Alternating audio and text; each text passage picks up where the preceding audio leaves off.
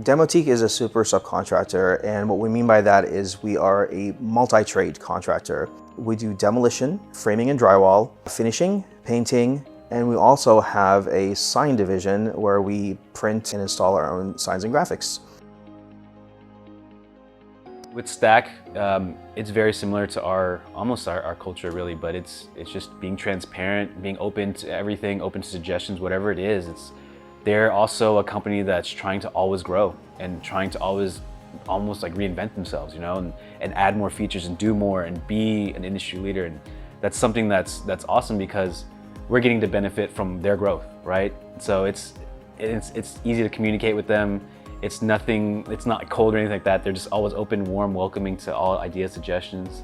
So it's a pretty great vibe, I'd say. So I feel like, at least for us, their goal with us has always been to pretty much accommodate us. Every suggestion we've had or real issue that was kind of like a red flag, they would come and really help us and to try to overcome that, whatever it is, right? Or if not, let us know or develop something to combat that. Their goal towards their customers is to really help their customers grow. It's like a teamwork type of thing instead of customer client.